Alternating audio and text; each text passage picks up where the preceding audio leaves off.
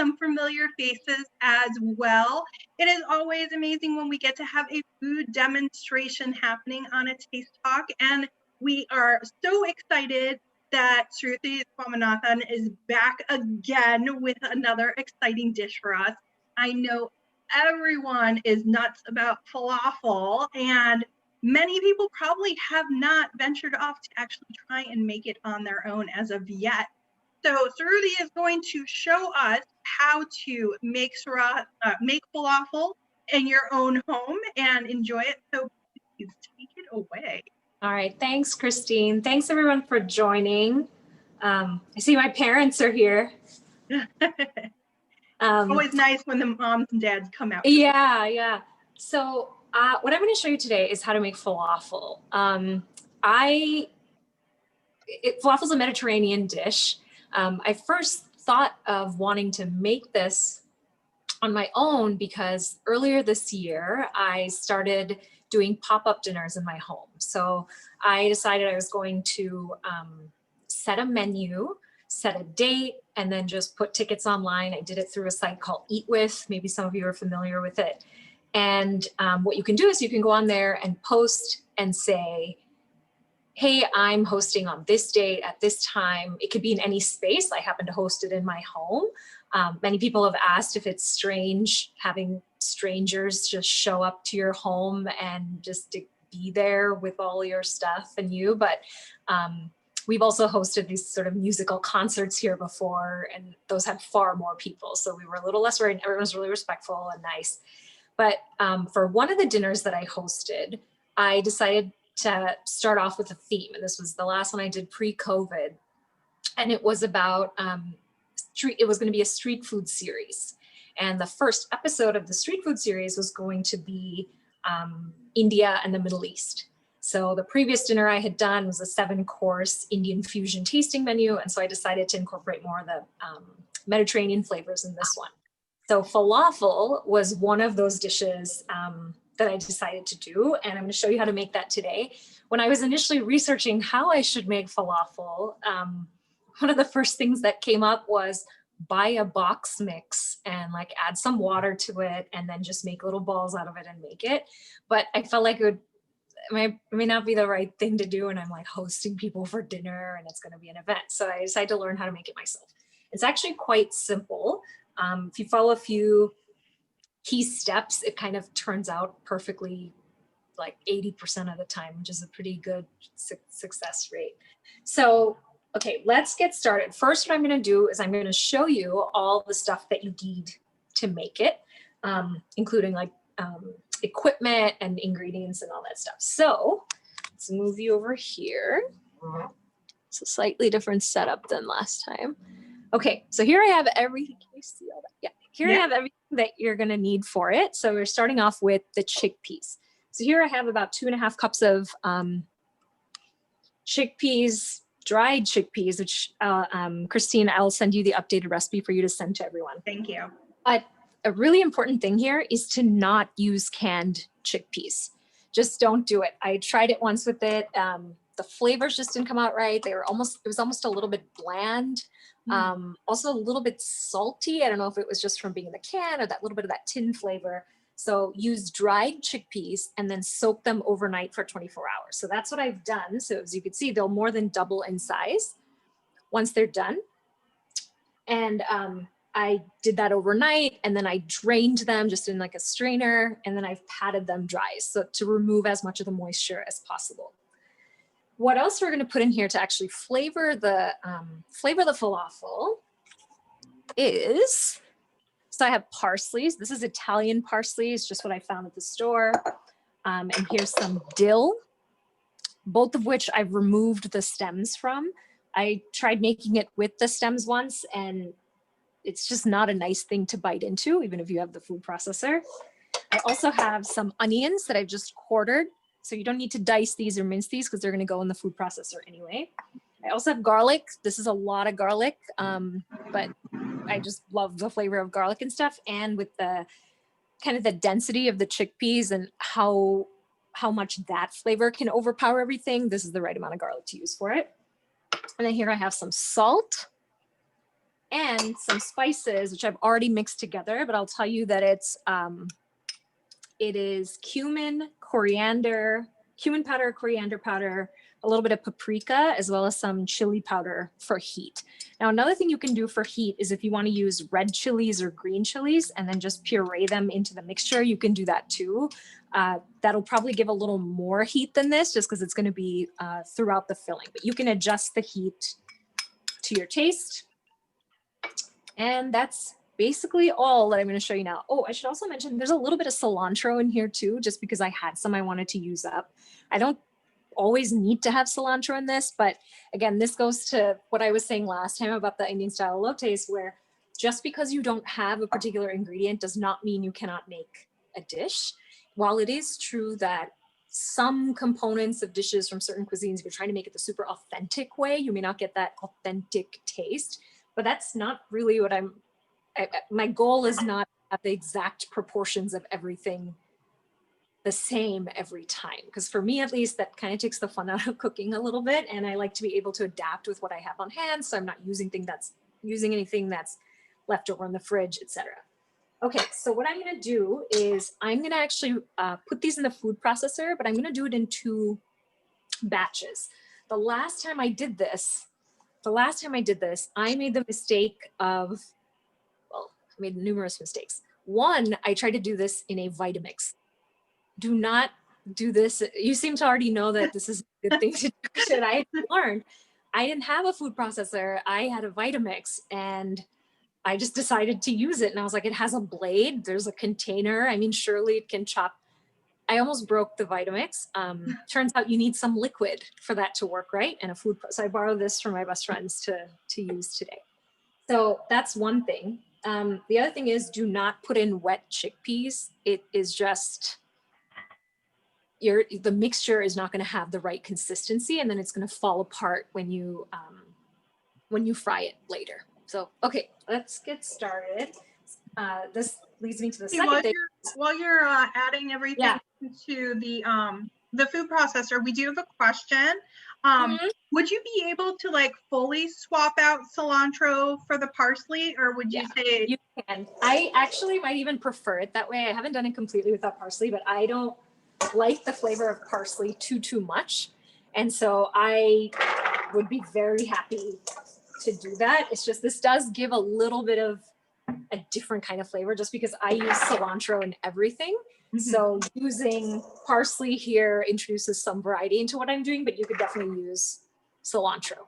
Yeah. And this kind of goes with your, like, you don't have to follow the recipe to the letter thing. It's like, kind of go for things for what your tastes are and what you like. So. Yeah, exactly. And here, I mentioned there's a little bit of cilantro in here somewhere.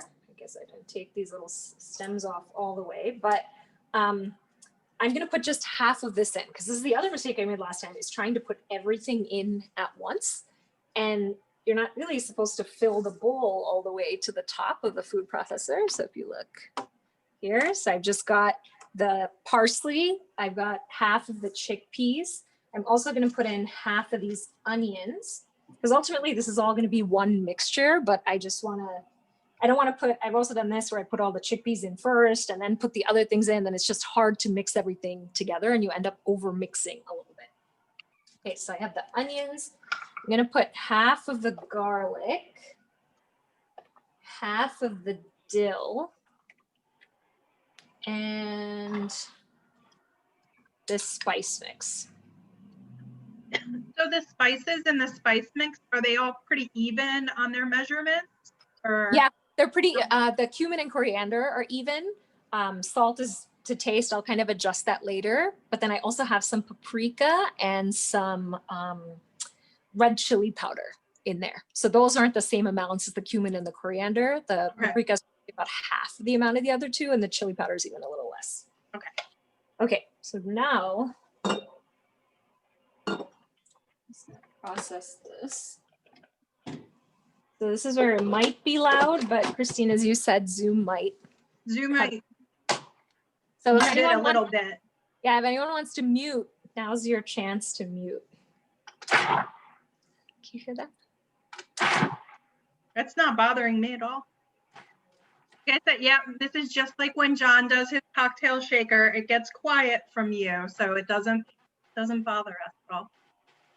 So pulse away. It's bothering me that more than it's bothering. Yeah, it's definitely bothering you more. Okay, so I'm gonna do a little more. So you'll notice I'm pulsing it and I'm not turning it up all the way. Okay. That's it for half of it. Surprising how much easier this is this time versus when I tried to make it in the Vitamix. Let me get another bowl.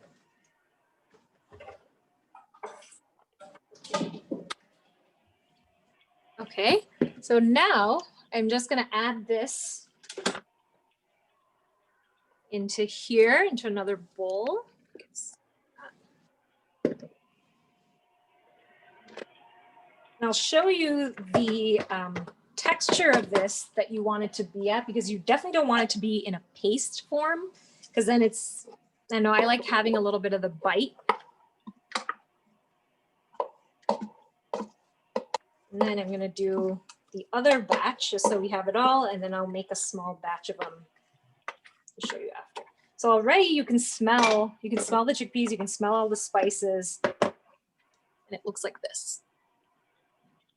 See that? And then if I kind of hold up the spoon, you can kind of see the texture of it too, where it's not completely Kind of like a granola-y kind of texture. Exactly. Like. Yep. And then I'm just going to quickly do the other batch. And this time I'm going to add a little bit of water to it. And I'm going to assume that water is for both of them just to help bind it a little bit. Okay. Oh, oops.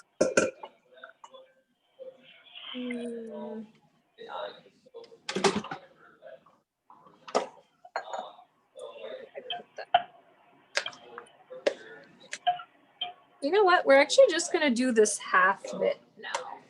We'll do the other part later. Okay. Just going to add a little bit of water to this. Okay.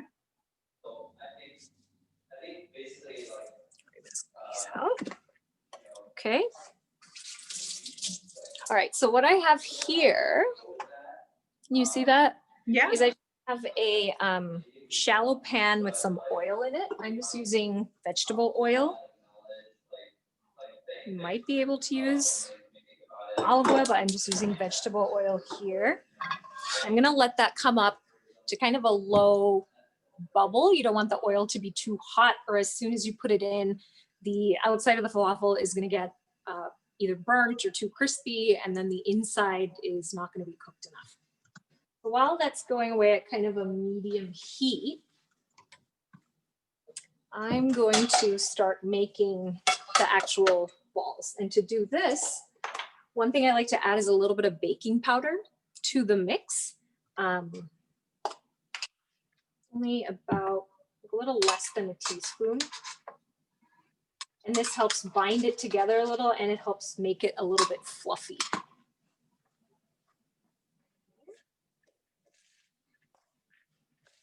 Now, when you're making these, you can either fashion them into little golf balls, or you can make patties out of them, whatever's easier. I usually go by, I guess the moment of truth is now, and I'm going to try to actually make balls out of them. They're falling apart. They might just have to be patties instead. So let's see. And typically at this step, I should also say, something that I usually do is refrigerate it for at least an hour, but maybe even overnight. And what this does is it helps the mixture kind of bind together a little more and be less watery, and helps you kind of put them together. And the nice thing about this is you can make the balls or the patties, and then you can just freeze them. So if you don't want to make that, and I've done that a lot, they freeze really well. And then when you're ready, you can just take them out and pan fry them. Another thing you could do is you can also bake them. So if you don't want to fry in oil, you can bake them, but I will say they don't taste as good. Just don't taste as good. It's not the same. Just as you can imagine, they do not taste as good. So I just go for this. Okay, now let me try to find these. You guys see that? Yep. I'm gonna make little. And sometimes the type of pot you use matters too. I've tried using them in pots that where they just don't develop a sear as well, and they're kind of more, what do you call it? They just kind of get soggy in there, or they stick much to the pot. And so I found this is one that actually works. I'm gonna check if this, okay, not yet, it's not hot enough. Does anyone have any questions while I'm making these? Yes, anyone, if you have any questions, please feel free and ask. Yeah, you can type. They're all like anxious to see everything cooking, so. Oh, okay. No, I know we're waiting for the heat and everything, so. I have a question. Patty coming? Yes. Can you use the air fryer for this? Ooh, an air fryer. Yeah, I've never used an air fryer for this. I actually haven't used an air fryer, period. But I bet that's a good way to do it because you don't have to use as much oil. Is that right? Right. In an air fryer, is that right? Yes. Yeah. Oh, I think that would probably work out really well. An air fryer. Yeah. I bet that's a good way to kind of do it. Okay, so. Thank you. Yes, thank you.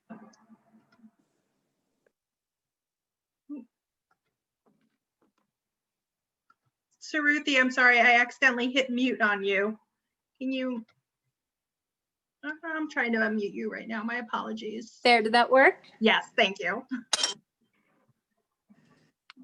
Okay, so we may have some technical difficulties with this one. Are they sticking? Are they? Nope, they're not sticking. And I, again, think what's happening is what I usually do is refrigerate it for a little bit. And so since I didn't do that, they're not sticking as well. So they're kind of falling apart as I try to put them together. And because even though after you soak the chickpeas, even though you've kind of, you dry them and you drain them and all of that, there's still some water that comes out of it. And then there's water in the herbs that comes out. So I am just trying to make these balls and they're not good. So, you know what we might have to do, guys? We might have to change plans a little bit. We might have to change plans a little bit because these are not forming into balls because I guess the refrigeration step is just essential and that happens. So I think what I'm going to try to do is make a hash out of it instead. So it has all the same flavors, but I'm going to have a skillet and I'm going to make a falafel hash out of it. I like this. We're punting. We're doing something different. Yeah, I don't really know what else to do. So we're just going to try this.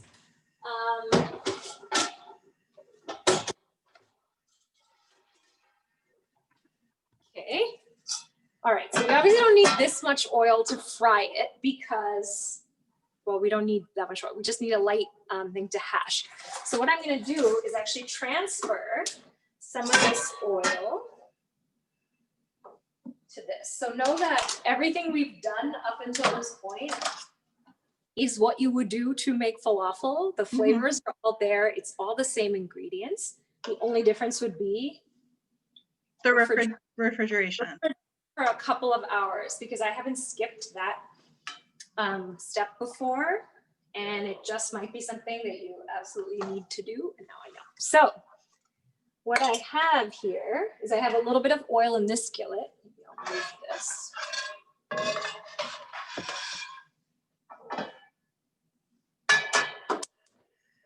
Okay. I just have a little bit of oil, same mixture, nothing else is different. And I'm going to start adding these to the skillet in batches and then just kind of low fry them. And then we'll have that hash. And then I'll show you how to actually assemble the pita that you would eat, which would typically have the same thing, but in ball form, but now you're going to have it in hash form. Okay. Put a little bit of these in. follow kind of a similar method to the other one in that you never want to overcrowd the pan too much, especially when you're doing it like this and you are looking for a bit of a sear. So all I'm doing is, can you guys see that? Yeah. So it's just in a little oil, it's being fried, and then we'll season it with oil or with salt in a little bit. I had another question come in. So do you think maybe if you like tried to make the balls and then wrap them in breadcrumbs or something like that, that would help them stick together if there wasn't refrigeration? Yeah, definitely. That's a great idea. So if you, I actually did this for my chicken meatballs earlier. I mixed breadcrumbs in with them just to get that right consistency to make them. So yeah, that's a great idea. You could add breadcrumbs at this point. You could add either the regular Italian seasoned ones or even panko. I really like, if you get the plain panko, it doesn't change the flavor too much, but then acts as this sort of binding agent. Yeah, it just makes it not a gluten-free dish any longer. But if we're using pita, it's not a gluten-free dish anyway, so. Yeah, and I guess up until this point, I'm not vegan, and I don't cook that way, but otherwise this is an entirely kind of vegan dish, you know? So if you are eating that, and it's generally pretty healthy until you get, I guess, to this oil. So the frying portion. Yeah. So this already smells really good. It actually smells exactly how regular falafel smells, and why wouldn't it? It's all the same thing.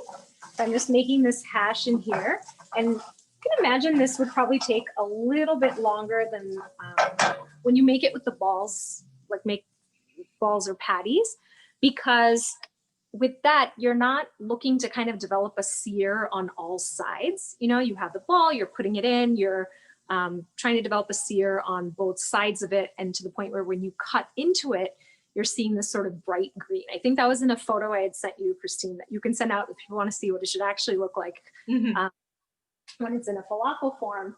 So, and here you're just, I'm not expecting all of this to go completely brown because that would mean it has burned a little bit, but instead I can kind of smell when it's a more concrete, like when the rawness, like the smell of the rawness or that raw flavor goes away for the chickpeas, because I don't want to taste that, but I also want to maintain some of the flavors of the herbs that we put in without kind of blitzing them to the point where you can't taste them anymore, and it just tastes like a crunchy kind of mess, I guess. Okay. And then this actually looks like what the inside of it would look like. And remember, we have onion in here, we have garlic, which I'm already starting to see some bits of the garlic starting to brown. So that's maybe an indication that it's starting to get close. Yeah. Okay. And then I'm just gonna, and you always want to keep stirring it, because in pots like this, you can tell that it starts to burn along the edges, and the heat distribution is definitely not even throughout the pot. So you don't want to let it sit too still for too long. This would be a great twist on corned beef hash brunch dish too. So On what? Pardon me? a great twist on corned beef hash for like a brunch dish as well. So I tend to do this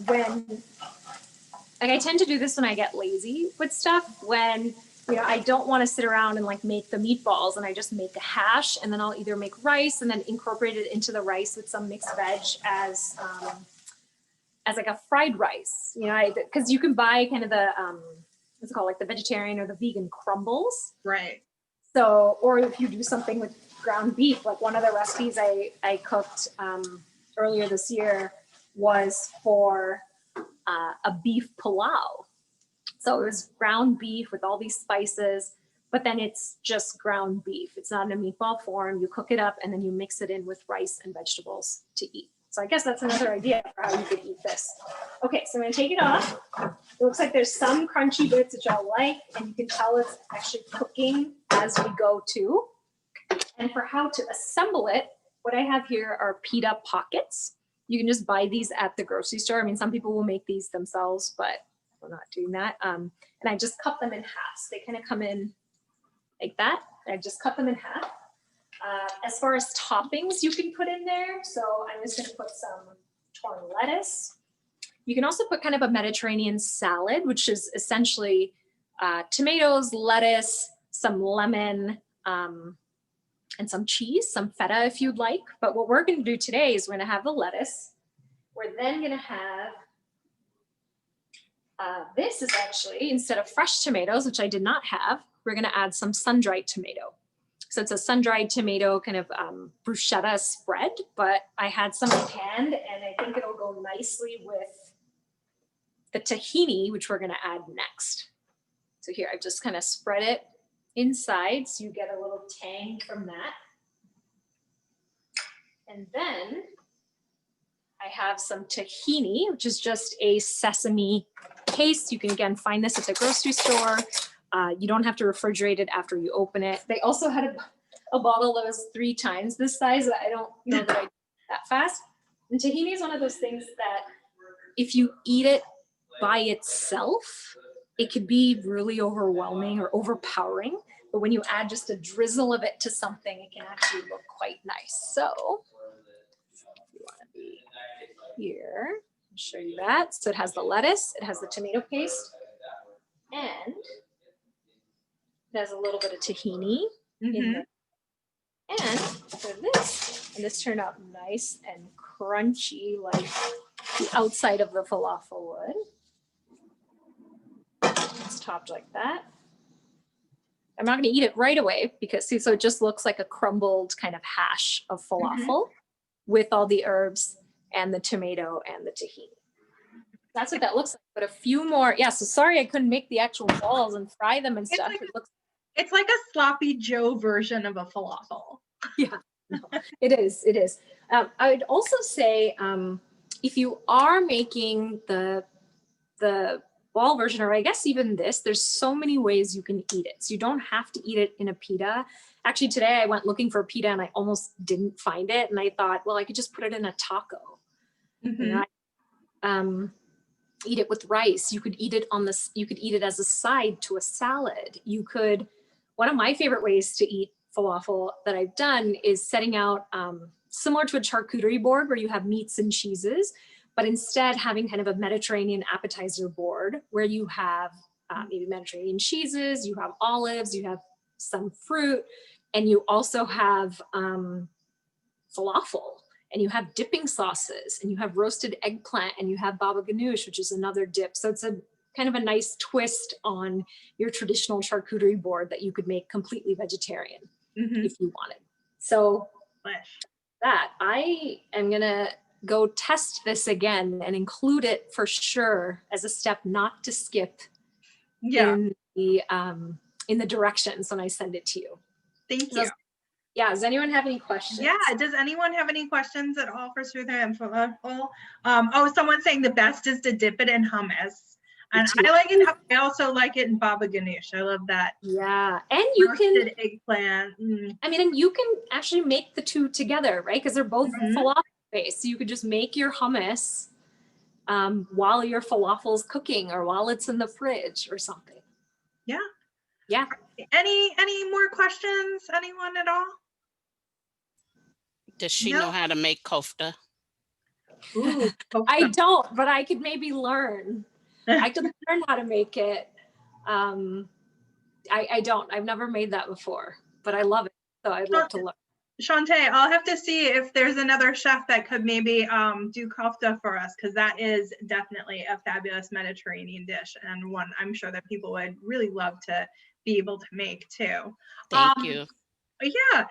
Is there any substitute you might recommend for tahini, like maybe a yogurt dressing or something? Yeah, so one dressing that you can actually put in there if you either don't like tahini or allergic or just don't want to is a tzatziki dressing. So it's like a yogurt-based dressing with a little lime and some cucumber, and I think sometimes you can even have paprika in it. That goes really nicely in here with kind of the richness of frying the falafel and kind of the more earthy, like herby flavors. The yogurt goes really nicely with it. Awesome. All right, I think that might have wrapped it up with our questions. Thank you so Thank much, you. Ruthie. This was a pleasure. We're excited to have some more things coming in the future. Oh, we're getting people saying that they had a good time, they enjoyed Oh, it. good. So I'm thank sorry you. you couldn't make the balls. I'm like very embarrassed about that, but I mean, No, not a problem. You definitely came up with something different. And that's what happens. Like sometimes not everything's the ideal situation, but you can still make something fantastic. and I'll take it and let you know how it actually was. I'll be real about it because I don't want people to go thinking they could make a hash and then have it be bad. So I'll test it and I'll tell you. Okay. We'll get a full update. So All right. thank you so much. Thank you, Christine. Thanks, everyone. Thank you everyone for joining us. If anyone does not have the information for tomorrow's 4:30 Taste Talk on the California wine industry and wants it, please reach out to me at taste@nl.edu and we will see you then. Anything else you'd like to say, Sruthi? No, that's it. Thanks everyone for coming. I'm looking forward to doing the next one. So, Okay. Thanks right. everyone. Bye. Bye. Have a great night. Bye.